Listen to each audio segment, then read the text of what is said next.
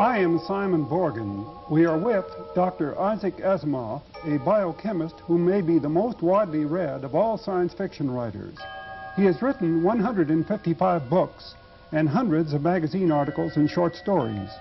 Dr. Asimov's books are translated wherever books are published, and there is no such thing as an Asimov book that doesn't sell.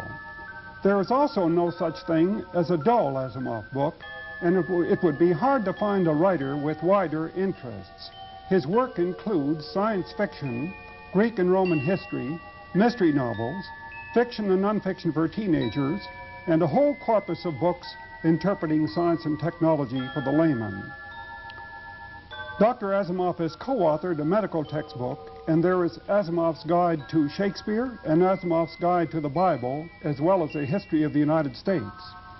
As a professional biochemist, Dr. Asimov is unique among science fiction writers, but it might be more accurate simply to say that Dr. Asimov is unique.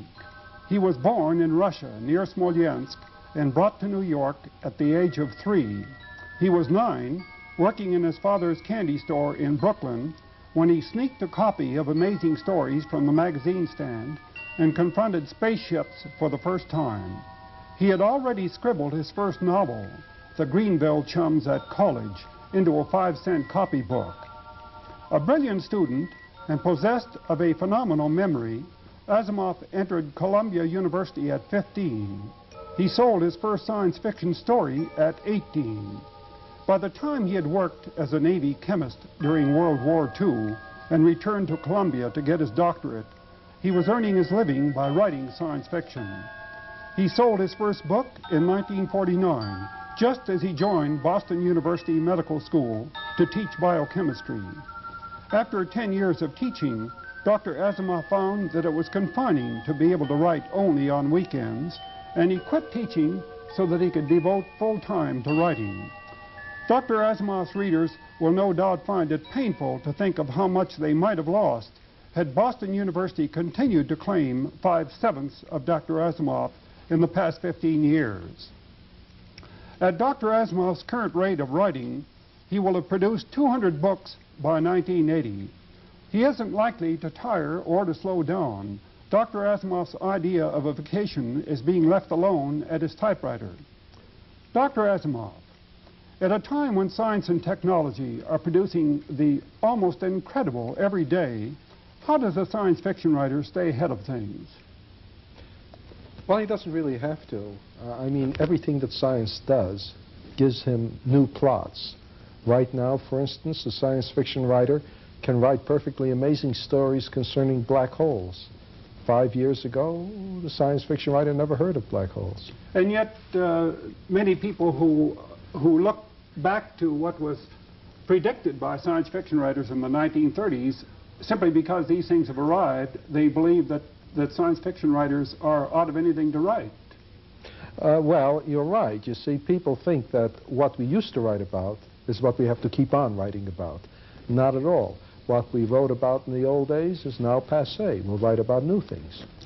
I think you said somewhere along the way that whereas you used to write about these things in Amazing Stories, now you write about them in the New York Times. You're right, about colonies on the moon, for instance, about robots.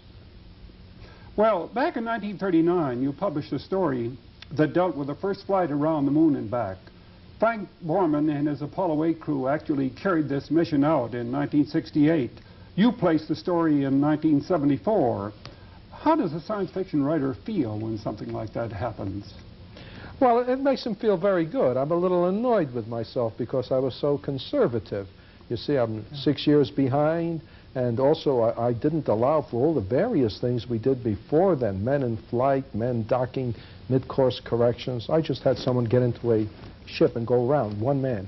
And it makes me feel as though I wish I could do it more often. But as a matter of fact, if you go through all my books, you'll find that the number of things I've spoken about that have really come true are very small. That probably goes for other science fiction writers as well. Oh, yes. When people talk about how science fiction writers predict the present, it's because they've gone through a large corpus of work and picked out certain things. We can't just predict. There isn't enough story material and straight prediction. We make up futures. It doesn't matter whether we really think they'll come to pass or not, but we ask ourselves only, will this be interesting to deal with? Will this make a nice story? And then if some of them do come true, well, good. I think you wrote an essay called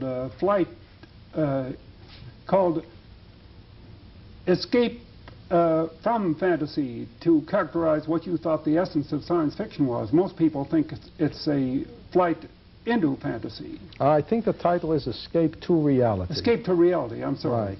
Well, that's because, you see, when you think of the future, you try to make it as plausible as possible. Back in 1933, for instance, there were science fiction stories dealing with a world in which all the oil and coal had been burned up. Well, the youngsters who read that story in 1933, including myself, took it seriously. At least I did. And I said, my goodness, what happens if we do burn up all the oil and coal? That's the first time that ever occurred to me that this might be a problem. Mm-hmm. So that on and off, I worried about using up our fossil fuel supplies for the last 40 years. And most of the world, virtually all the world, has only started worrying about it a few months ago, you know.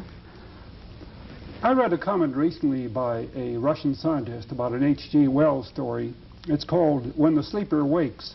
The hero who has gone to sleep in London in 1900 wakes up 200 years later in 2100, and he finds that London's power is being supplied by huge wind-powered machines over London, and there are airplanes about the size of the first DC-3s. And the scientist's comment was, the imagination of science fiction writers is certainly limited. Well, that's true.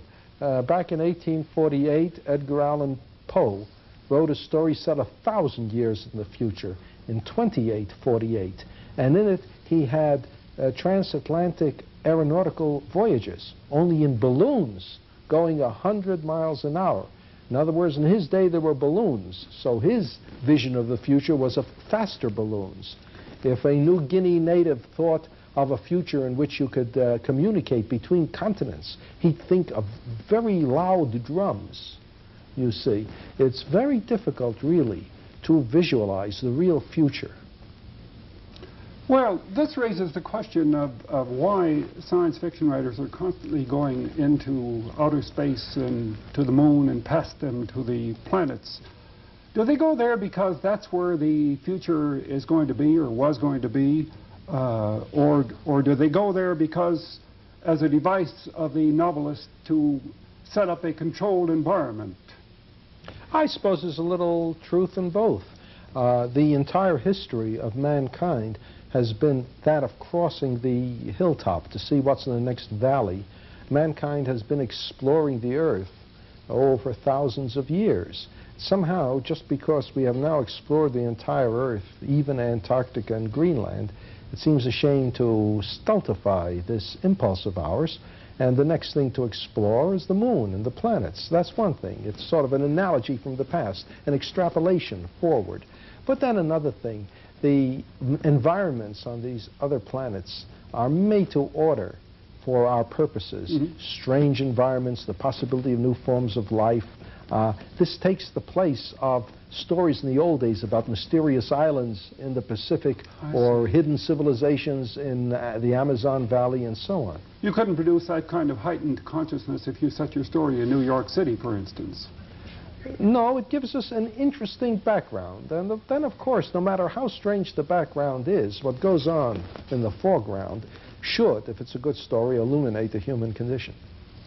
One of your stories, one of your books, suggested something so fantastic as a nuclear submarine floating within the bloodstream so that the crew could do an operation on the human brain. What story was that?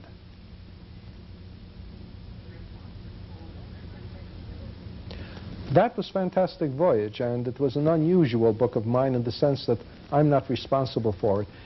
They made the movie without me, but then they came to me and asked me would I novelize it. And after a certain amount of discussion, I agreed to. And I wrote the novel based on the movie script. Is there anything to the suggestion, scientifically, is there anything to the suggestion of that story that you can experiment on biological miniaturization?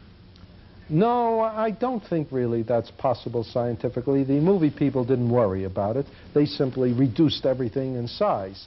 But when I came to write the book, knowing a little something about atomic physics, I realized that if you allowed these miniature human beings to be built up of ordinary atoms, there just simply wouldn't be enough atoms in their tiny, tiny brain to make the brain complex enough to be a human brain.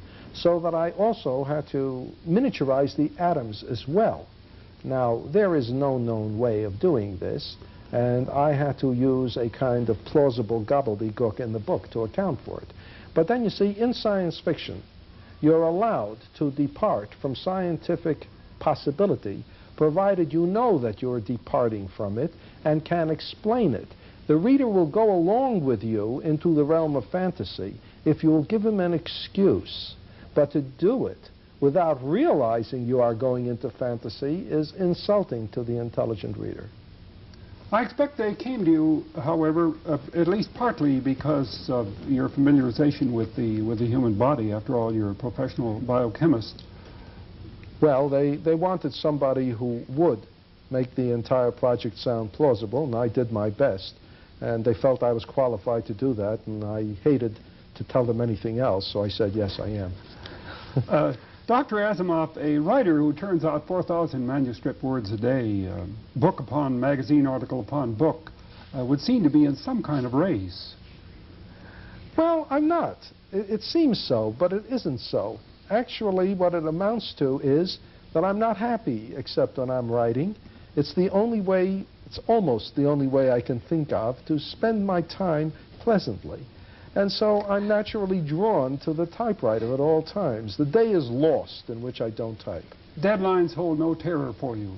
No, because I know that if I have an article to write, I can generally write it without trouble whenever I sit down. So if there's an article that must be written within, say, 2 weeks, as there happens to be one, I'm not concerned, because sometime before the 2 weeks is up, I'll sit down, and whatever day I sit down on, by the end of that day, the article will be written. A colleague of yours once said that if he read all of your books, he wouldn't have time to write any himself. Well, it's reversed in my case.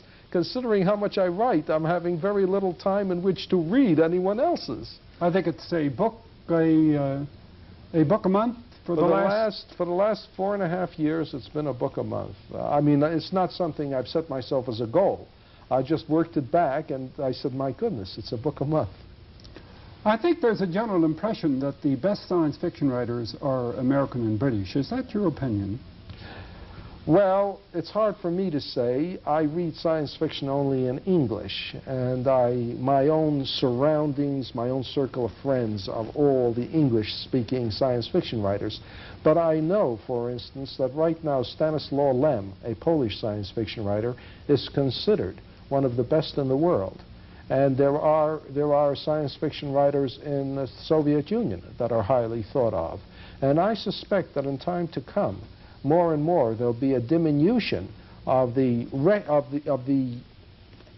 English-speaking domination of the field. More and more we will be aware of non-English science fiction. Dr. Asimov, would you have been in favor of sending a science fiction writer to the moon as an astronaut?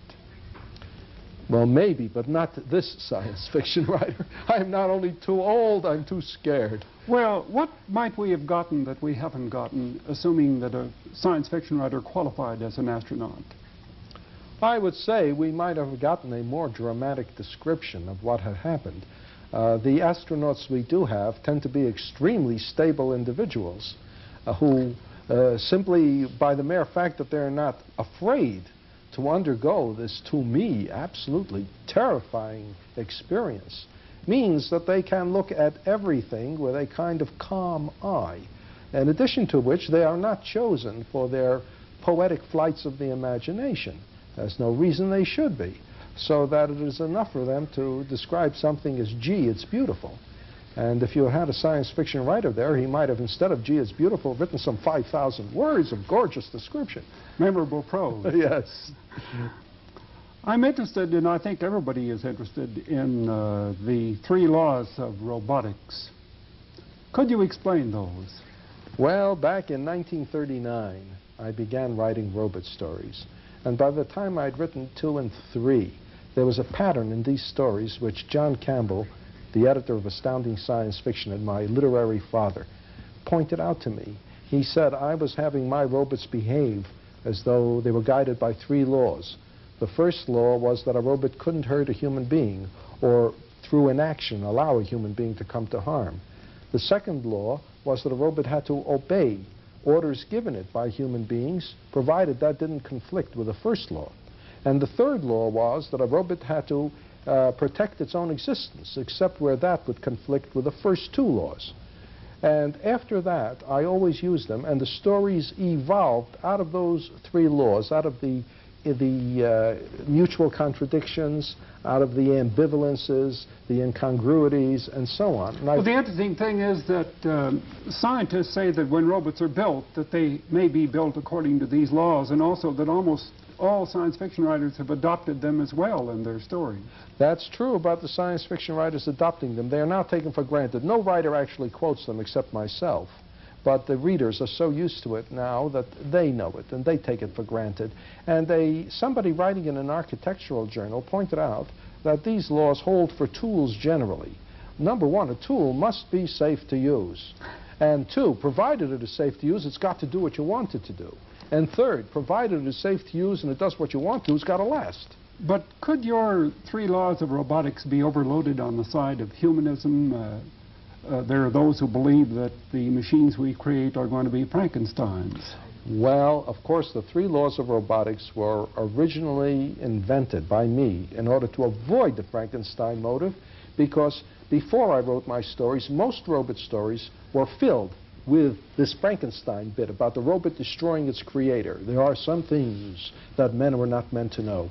However, having worked with the 3 laws for 35 years practically, I was asked to write a robot story to end all robot stories, so I wrote one in which robots became so intelligent that by any reasonable definition they defined themselves as human beings, you see. So that now the 3 laws of robotics became the 3 laws of humanics. And we were right back to the Frankenstein motif. I received letters from readers saying, does this mean you're never going to write any more robot stories? And I wrote back saying, don't worry, if I think of a good robot story, I'll write it anyway. Tell me, does it disturb you that science fiction has been taken over by the academicians? I think there are about 100 universities that now teach science fiction as literature. There are students in various universities writing doctoral theses about Isaac Asimov. There are science fiction textbooks. Yes, it is frightening for 2 different reasons. In the first place, as you say, people are now getting master's degrees and working for their doctorates, analyzing my stories. There is a course given in the University of Dayton, Ohio, entitled The Science Fiction of Isaac Asimov, 3 points, 3 college credits. In fact, the guy who gave that course is publishing a book on my science fiction, and it frightens me because I'm not sure that I can stand up under all this scrutiny. Well, the question is whether the body of science fiction can stand up as well, whether the delight will remain. One of the professors said, since I've been teaching it, I don't enjoy reading it as much. Well, you know, that's a very important factor. When I started writing it, I stopped enjoying it as much as I did before.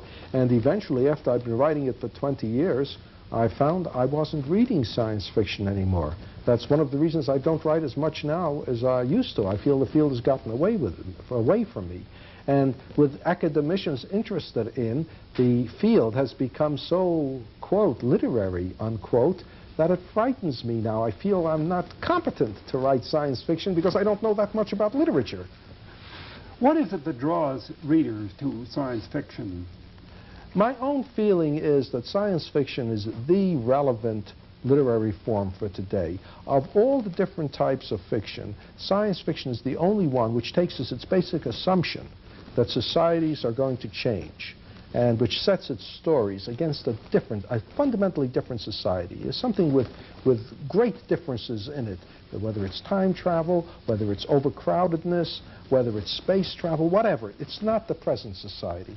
And well, there was a phrase you used in I think what was your very first novel. You talked about the awful powers of darkness. Is the whole question of magic and fantasy and mystery and myth what brings people to it as well? Some people have that theory, but I don't.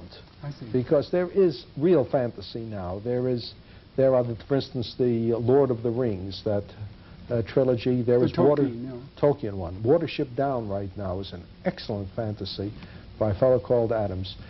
People who want that can still find it undiluted. No, I think science fiction refers to different societies which are connected to ours through scientific and technological change. There is always that feeling that we are heading right now rapidly into changing societies. People who are young people today know that when they're middle-aged, life will be nothing like what it is now. And science fiction gives them an opportunity to try on different societies. It's the only thing that's relevant. Anything which deals with the world of today is going to have no meaning to young people of today when, say, 30 years from now. A personal note, Dr. Asimov, it's been known to your friends for years that you were almost totally allergic to travel and that you don't like airplanes. In fact, you don't ride on airplanes. Yes, I'm afraid that's so. Everyone thinks it's very funny because in my stories I go to the ends of the galaxy and yet I won't get into an airplane. Well, there's the question of one of the most eloquent advocates of technology refusing or resisting one of the most common products of it. Well, there may be a connection. I mean, going to the ends of the galaxy, I feel it's sort of anticlimactic to fly to another city.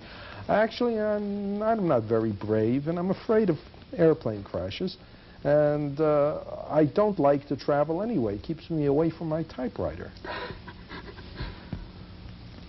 Dr. Asimov, most people, when they think about the future, try to reach out to the year 2000. Let's try 500 years from now. What kind of planet do you see? One of two, depending on what happens by the year 2000. If by the year 2000 we have not solved the problems that face us today, then I would say 500 years we'll see a world containing a technological civilization in ruins, in which there will be a relatively small number of human beings sort of surviving, and with New York City as the most magnificent ruin in the history of the human race. And the other is? If we succeed in solving our problems today, then 500 years now we can well be living in a kind of utopia, a world with a relatively small population, carefully husbanding their resources, with a working colony on the moon and perhaps on Mars, reaching out to the entire solar system, taking advantage of advances in technology we now can't even imagine, living under conditions which, when they look back on the present, they will be horrified and wonder how we could have survived. Thank you, Dr. Asimov. I am Simon Burgin.